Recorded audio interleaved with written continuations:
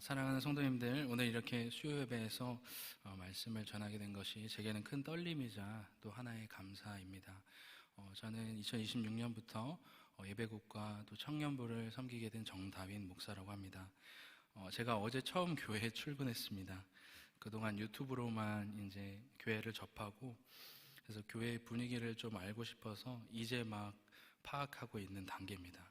근데 제가 이렇게 파악을 하면서 좀 느껴졌던 것은 우리 교회가 요즘 여러 사역들을 새롭게 세워져 가는 시기라는 생각이 들었습니다. 필요한 자리가 좀 채워지고 공동체가 함께 건강하게 세워지기를 꿈꾸는 그런 시기인 것 같습니다. 그리고 또 마침 지금은 대림절 기간이기도 합니다. 예수님께서 우리를 위해 이 땅에 오신 그 은혜를 기억하며 또 다시 오실 주님을 소망하는 또 거룩한 절기입니다.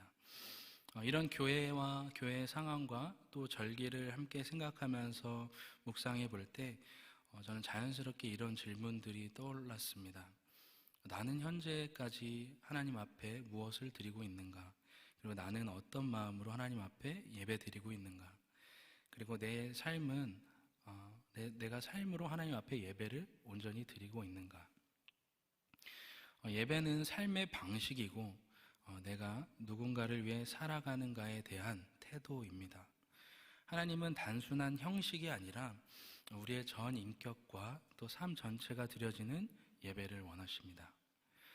제가 얼마 전에 한 집사님 가정과 교제를 하다가 집사님 가정의 자녀와 대화를 나누게 되었습니다. 이 친구가 초등학생인데 갑자기 저한테 와가지고, 목사님, 저는 매일 저녁마다 기도합니다. 이렇게 말했습니다. 그래서 제가 속으로 이 친구 나중에 큰 하나님의 일을 할 친구가 되겠구나 이렇게 생각을 했는데, 그래서 제가 친구에게 혹시 어떤 기도 제목을 가지고 기도하니? 이렇게 물었더니 이렇게 대답했습니다. 하나님, 제발 엄마가 오늘 기분이 좋게 해주세요. 그러면 제가 안 혼납니다. 또 제가 컴퓨터 게임도 할 수 있어요. 그래서 제가 너무 귀여워서 이제 웃음이 나왔습니다. 네, 그렇게 웃고 나서 제 마음 가운데 이런 감동이 되었습니다. 어쩌면 이 아이는 지금 자기 삶의 가장 현실적인 문제를 가지고 하나님 앞에 솔직하게 나아가고 있구나.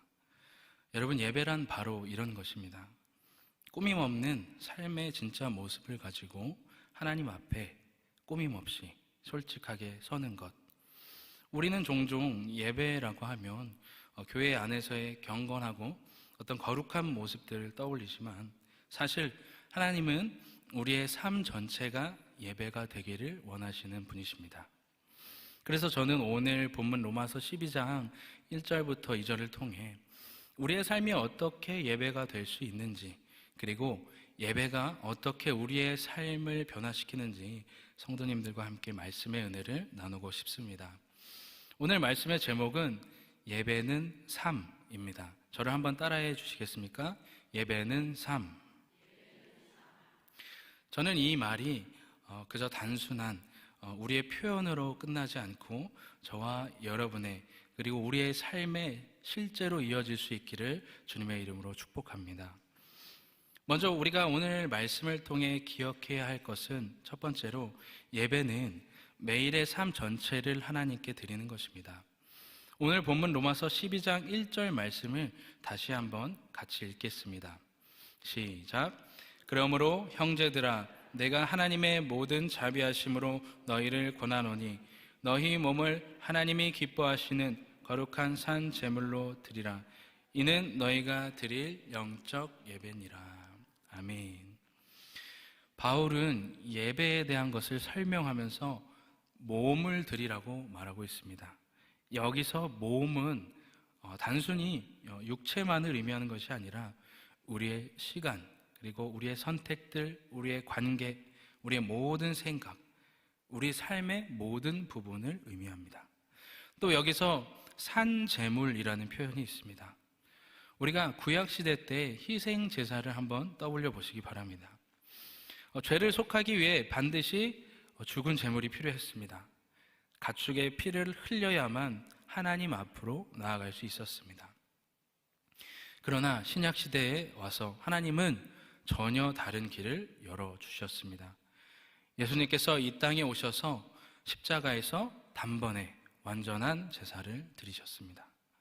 히브리서는 이렇게 말합니다. 염소와 송아지의 피로 하지 아니하고 오직 자기의 피로 영원한 속죄를 이루사 단번에 성소에 들어가셨느니라. 이것들을 사하셨은즉 다시 죄를 위하여 제사 드릴 것이 없느니라. 예수님의 보혈로 인해 우리는 더 이상 가축의 피를 흘릴 필요가 없게 되었습니다.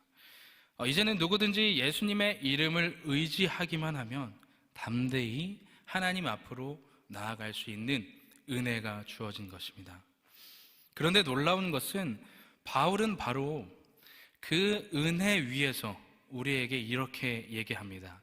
이제는 너희가 산 제물이 되어라. 즉 예수님께서 드리신 완전한 희생제사 위에서 우리는 죽은 제물이 아니라 살아있는 제물로 매일의 삶을 하나님께 드리라라는 것입니다. 살아있는 동안 계속 드려지는 제사, 이게 바로 예배자의 삶입니다. 요즘 우리 교회가 여러 자리들을 세워가고 있는 시기지만 저는 오늘 이 봉사 자체를 강조하려는 것이 아닙니다.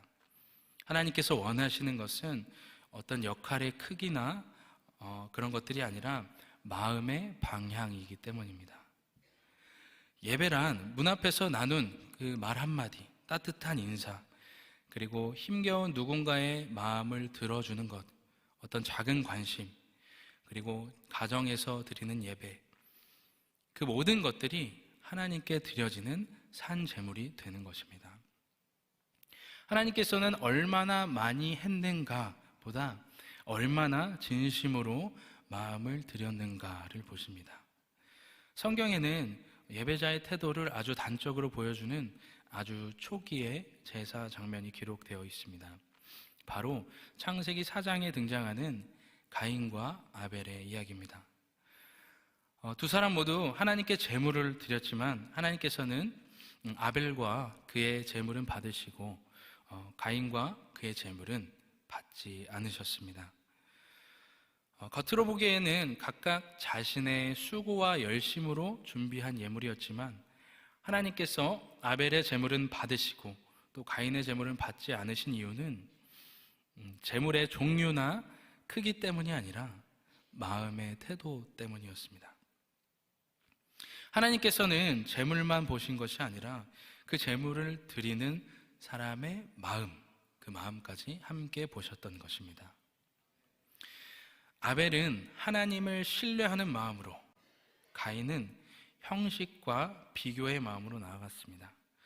결국 하나님이 보시는 핵심은 예물 자체가 아니라 예배자의 중심이었습니다. 우리가 대림절을 보내고 있는 지금 우리는 하나님께서 우리를 위해 무엇을 주셨는지를 기억합니다. 하나님은 가장 귀한 독생자를 우리를 위한 제물로 보내주셨고, 그리고 예수님은 십자가에서 자신의 생명을 온전히 드러내시고 구원의 역사, 구원의 약속을 완성하셨습니다. 우리는 그런 은혜 앞에 어떻게 반응할 수 있을까요? 바로 예배입니다. 나의 있는 모습 그대로, 그리고 나의 삶 전체를 하나님 앞에 드리는 그런 예배입니다. 사랑하는 성도님들, 예배는 단지 드리는 시간이 아니라 드려지는 삶입니다. 예배는 형식이 아니라 방향입니다. 예배는 순간이 아니라 태도입니다. 오늘 우리가 이 자리에서 나의 삶을 하나님께로 드리기로 그 예배자로 결단하며 나아가실 수 있기를 주님의 이름으로 축복합니다. 그리고 오늘 또 본문을 통해 우리가 기억해야 하는 것 두 번째로, 예배는 세상과 다른 방향을 선택하는 것입니다. 삶을 드리는 예배자는 단지 좋은 일을 많이 하거나 봉사를 열심히 한다는 것으로 완성되지 않는 것입니다. 하나님께서 보시는 것은 삶의 중심이 어디로 향하고 있는가라는 것입니다. 예배자의 삶은 세상이 아닌 하나님을 향하는 방향에서 시작되는 것입니다. 그래서 바울은 본문 2절에서 이렇게 고백합니다. 너희는 이 세대를 본받지 말고. 우리가 세상과 다른 방향으로 선택한다고 해서 세상이 이쪽으로 가니까 난 반대로 가야지. 이건 신앙이 아니라 약간 성격의 문제죠. 근데 성경이 말하는 이 다른 방향은 어떤 나의 이 반항이 아니라 분별입니다.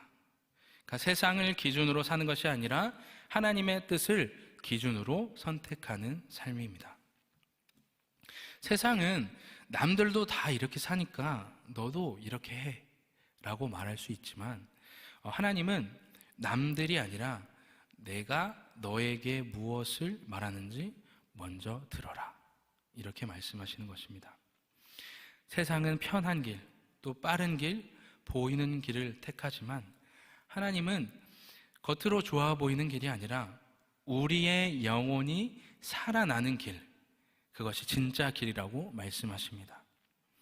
바울은 오늘 우리에게 두 가지 길을 보여주는 것입니다. 세상을 향하는 길, 그리고 하나님의 뜻을 따르는 길. 2절에 나오는 이 세대란 단순한 어떤 유행이나 문화가 아니라 하나님 없이 살아가려는 가치관, 다시 말해 그냥 내 마음대로 살겠다라는 방향 전체를 의미합니다.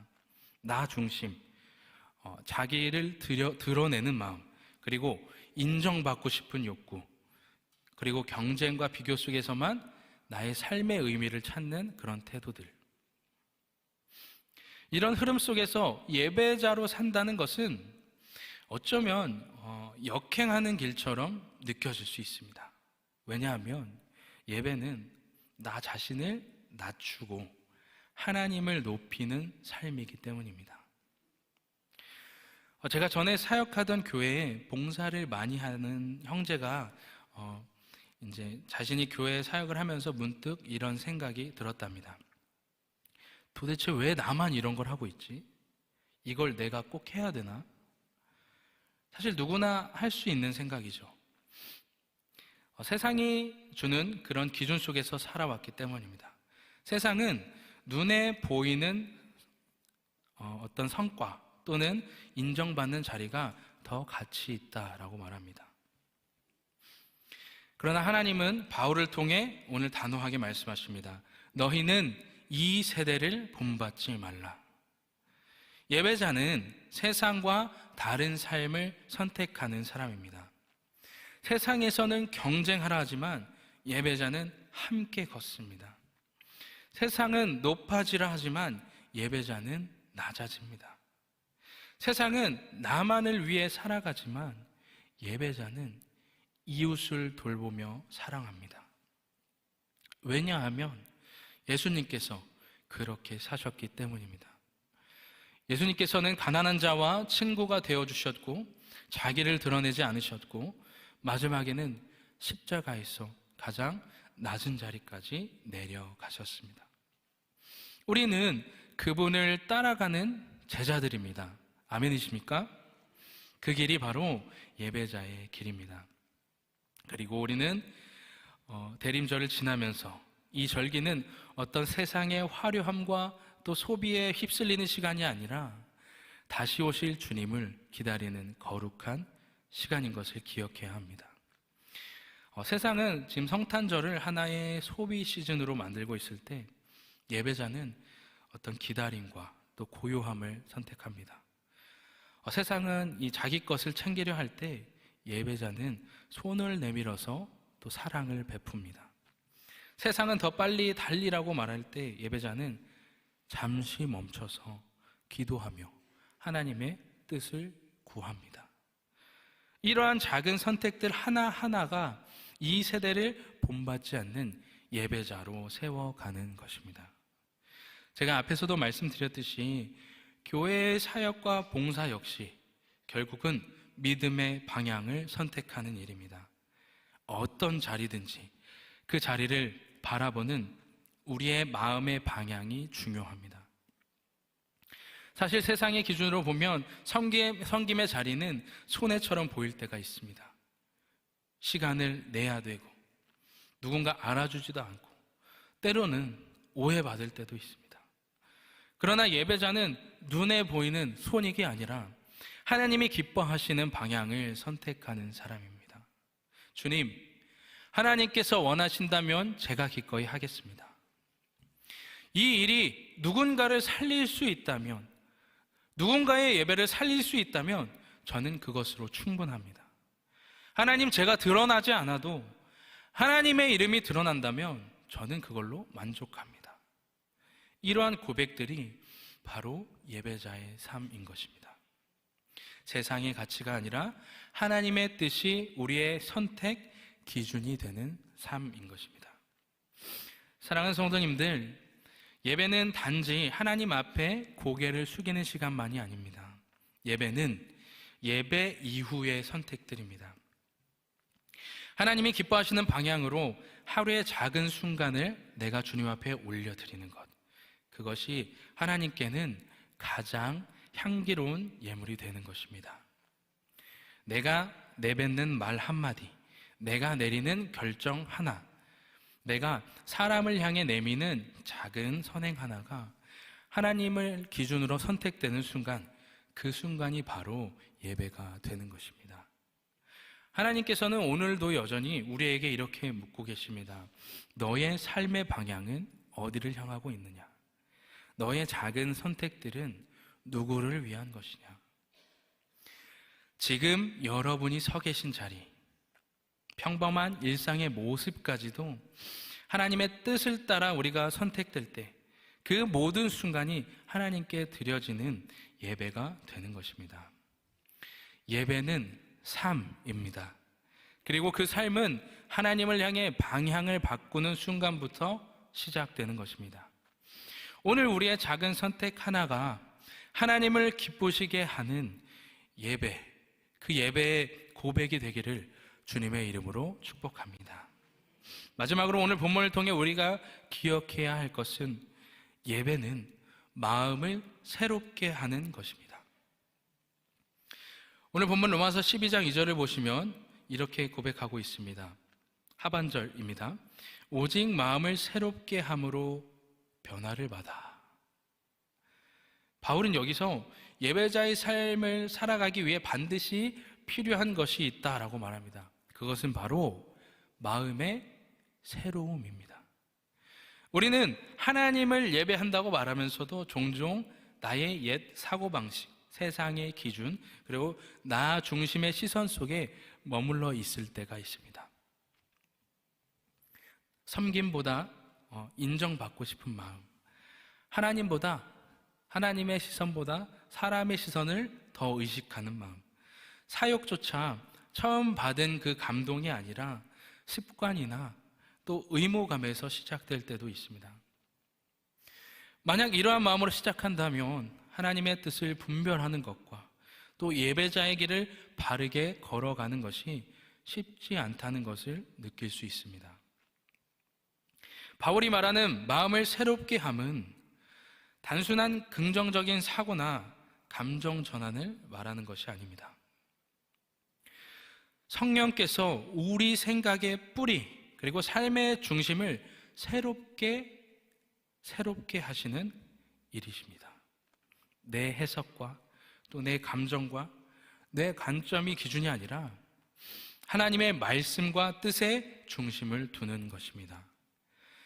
그래서 예배는 단지 감정만 뜨거워지는 시간이 아니라 삶을 보는 눈이 달라지는 변화의 시간이기도 합니다. 우리는 흔들리고 또 방향을 잃고 어리석고 부족한 존재이기에 다시 처음 은혜의 자리로 돌아가야 합니다. 그리고 우리가 이렇게 기도해야 합니다. 하나님, 제 마음을 새롭게 하여 주시옵소서. 가정과 직장과 교회 모든 곳에서 내가 섬기는 그 모든 곳에서 기쁨으로 섬기게 하시고 처음 사랑을 회복시켜 주시옵소서. 그리고 바울은 이어서 이렇게 이야기합니다.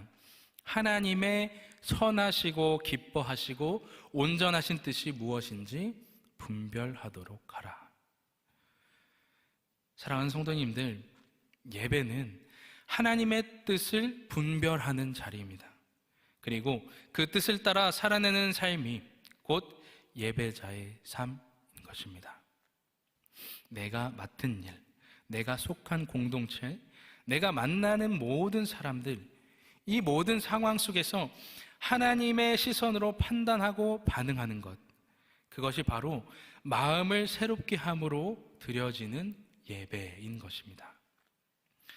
우리는 마음이 새로워지지 않으면 사역도 금세 무거워지기 시작합니다.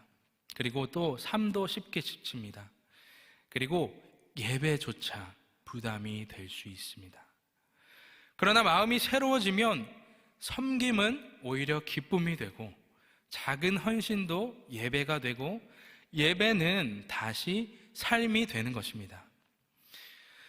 예배는 잠시 눈을 감고 어떤 내가 기도하고 이렇게 하나님 앞에 올려드리는 그 한순간만이 아니라 생각이 새로워지고 마음이 새롭게 되는 변화를 경험하는 시간입니다.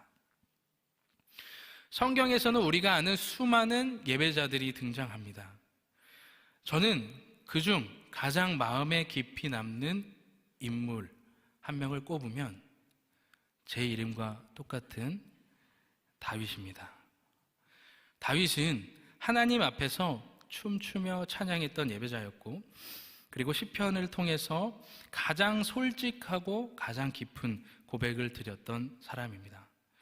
그러나 동시에 큰 실수를 저지르기도 했습니다.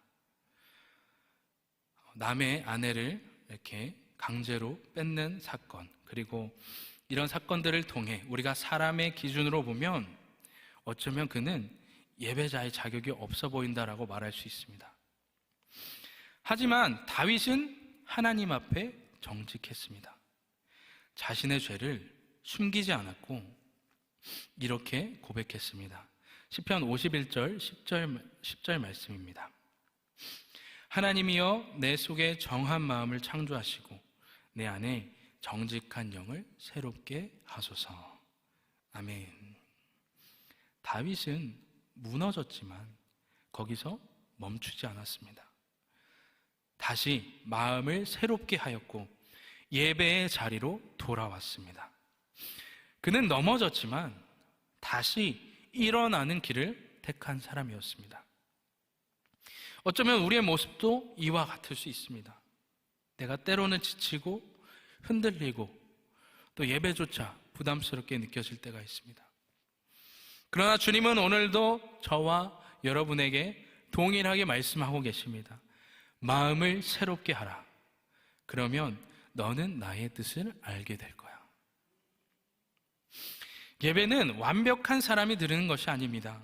연약하지만 진심으로 내 마음을 드리는 사람, 넘어져도 다시 주님께로 향하는 사람, 그것이 바로 진짜 예배자입니다. 오늘 이 시간 우리가 다시 마음을 새롭게 하여서 주님 앞에 서기로 결단한다면 하나님은 그 마음을 기뻐 받으실 줄 믿습니다. 예배는 삶입니다. 그리고 그 삶은 새로워진 마음에서 시작됩니다. 하나님, 제 마음을 새롭게 하여 주시옵소서. 제가 서 있는 모든 자리에서 기쁨과 사랑으로 주님께 드리는 예배자 되게 하여 주시옵소서. 다윗처럼 이러한 예배자의 마음으로 삶을 살아가시는 저와 여러분 모두가 되시길 주님의 이름으로 축원합니다.